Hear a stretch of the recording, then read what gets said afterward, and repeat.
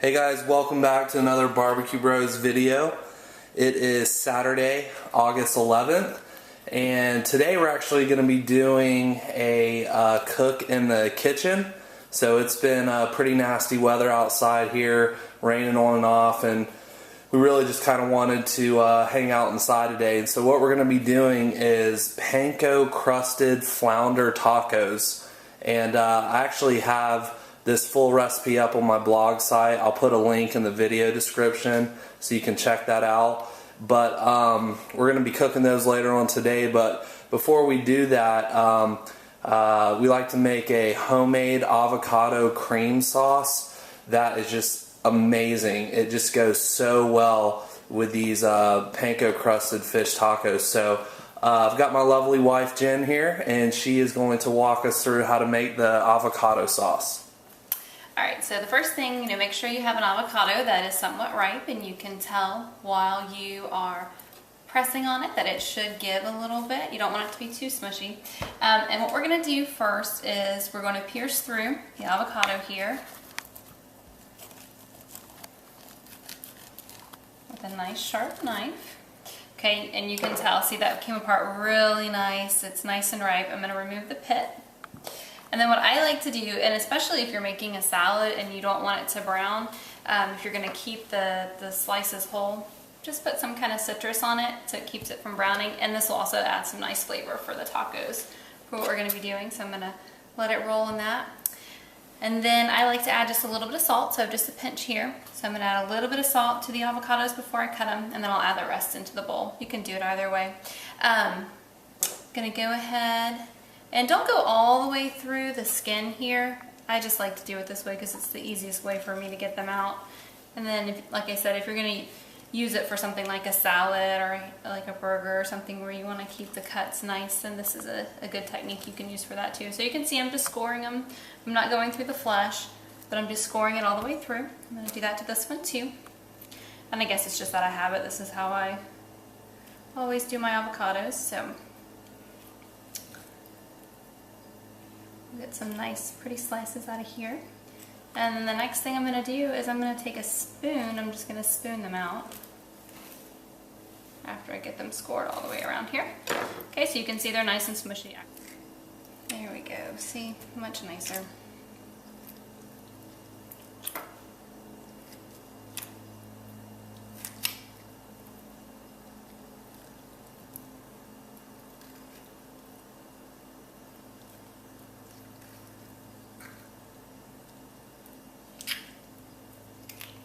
Alright, so now that I have all of my avocado, I'm going to add, this was just one large avocado, I'm going to put that in my bowl, and then the other ingredients that I'm going to mix in, I'm going to be careful not to get any of that skin since I was clumsy with it the first time. Alright, I think that's good. Okay, now for our next ingredient, hands up a little bit here, we're going to add the rest of the salt. Again, it was just a pinch for everything. Then we have a 1/4 of a teaspoon of cayenne, a 1/4 a teaspoon, or 1/2 a teaspoon, looks like, of dill. I have about a 1/2 a teaspoon of minced garlic.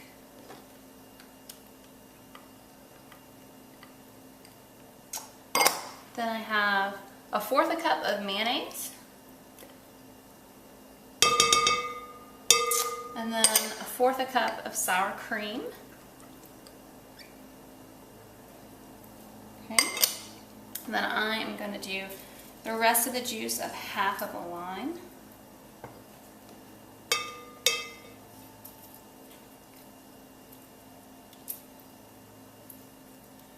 Alright, now I'm just going to start to blend this up a little bit, just mix it a little bit with the spatula first, and then I'm going to use a hand blender.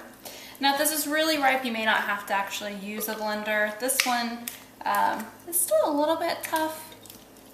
It should be good enough to use, but I'm going to actually use a little hand blender here, and I had that out because I suspected I might need it. So I'm just going to use just this cheap hand blender until I get the consistency that I want in here. Alright, so here you can see the final product. It has a nice creamy consistency. It took about 3 or 4 minutes to blend up, and Steve will pick back up whenever it's time to start the fish tacos. Alright guys, we're going to go ahead and start on getting the tacos ready. So I've got a skillet over here that's up to about medium heat that we're going to fry up these flour tortillas in. I've just got the little small ones like this. These are generally the size that you're going to get in restaurants. These are just, you know, perfect for little fish tacos like this. Over here in my cast iron skillet, I have about 1/8 of an inch of peanut oil that is coming up to about medium high. That's what we'll actually be frying the fish in here in just a second. So all I do is I just take a little bit of butter. Really don't need to go too crazy with it, just a little bit.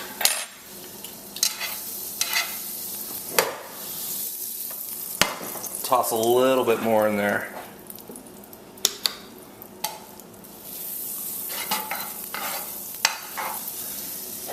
You really don't want to go much hotter than medium on these, or you'll burn them pretty quick. And then I just throw a couple in there like this. And basically what I do is you let them go for about 45 seconds per side, and then just turn them and flip them over. They'll have just a real light brown coating, and I'll pick up in just a couple minutes and show you what they look like when they're ready. Okay, it's been a couple minutes. These guys are ready, and if you can see there, hopefully in the light, they just have a nice light brown color on them. Both sides are looking good, so I'm going to go ahead and prep about 6 or 8 of these, and then we'll pick back up once I start putting the fish together. Alright, we're going to go ahead and get the fish coated with Panko. And a couple things I just want to point out. I am using Flounder. My dad fishes a lot, and he always keeps me stocked up with fresh fish. So this is some Flounder that he caught, and as you can see, I just cut the fillets up into some manageable pieces for tacos like this. So that's Flounder works really well. You can use tilapia, mahi if you want to spend a little bit more money, but I really like Flounder. It tastes really good on these tacos. The other thing, these are Panko crumbs, and so this is just the type that I buy from my local grocery store. But Panko is basically, what I like about it more than breadcrumbs is just it's lighter and flakier, and we use this on pretty much anything we fry over breadcrumbs. It just tastes a lot better in my opinion. So if you haven't ever used Panko before, definitely give it a try. Lastly, whenever I fry food, my method is I like to cover and flour first, then hit it in an egg wash, and then cover it with Panko. And what covering it in flour does first is it allows the egg wash to kind of stick to it better. So if you have more egg wash on it, then in turn you're going to have more Panko that'll stick on it. So just as an example, one time I did some shrimp where I just dipped them in the egg wash first and then straight to the Panko, and not a whole lot of the Panko stayed on.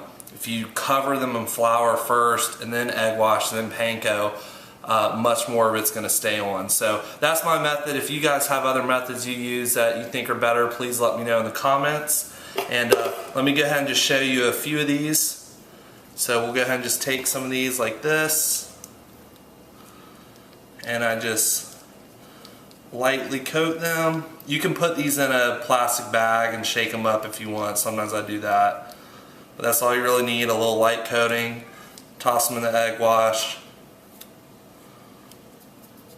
like this, and then give a good coat on the egg wash.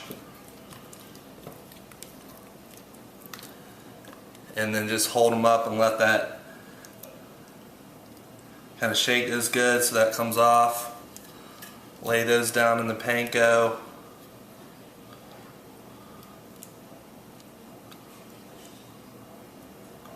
Same thing, and then you just take them like this, and look how much of the panko is sticking to that. So that's just perfect. So I'll do a couple more real quick, and you can do these pretty quick.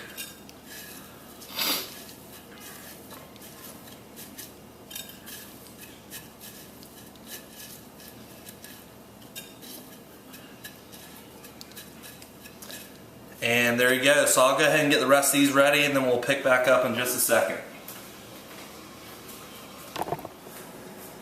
Alright, so this peanut oil is right around medium. I don't like to go much past medium on the heat, because if so, they're going to burn. I mean, when you're frying up fish like this, especially when you have it cut into thin chunks like this, you're going to see here in just a sec, if you've never really experimented with frying fish much, but these this fish is going to cook in about a minute. So we're going to go ahead and drop some of these in here. I like to use peanut oil because it burns a lot cleaner than vegetable oil.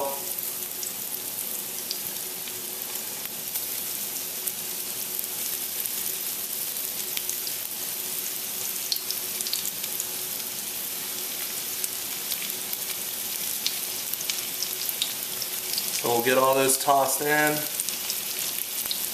Do about half of them. And I'll pick back up in just a sec and show you what they look, what the colors should look like when they're done. Okay, this is about a minute and a half later. These are done. So you see that nice, just golden brown color on them. Lift that a little bit so you can see it closer. And we'll go ahead and finish up the rest of these, and then I'll pick back up and show you what I'm gonna build the tacos with. Alright, we're ready to build these tacos. So go ahead and take this off of the tortillas. Here is the avocado cream sauce that my wife made earlier, and this is just perfect for fish tacos. So definitely try this out. In the link that I'm going to provide in the video description to this recipe that I have up on my blog site, I kind of talk about various different things you can do. Sometimes I make like my own salsa. This is literally just a store-bought salsa. You can make your own. Mango salsa goes really well with these. Sometimes you can put some grilled pineapple on these tacos, or some type of coleslaw, something like that. We like to keep it pretty straight, and so these tortillas now are just perfect. Came out nice, just nice and crisp, nice color, and all I do here is just go ahead and build it. You can look how nice that fish looks. I mean, these are just going to be amazing, and build it out pretty thick like that. Get yourself a nice serving of the avocado cream sauce, whatever salsa you want to use, and then if you have any veggies, like I said, I'm being a little lazy today, but if you had any veggies, you throw those on there too.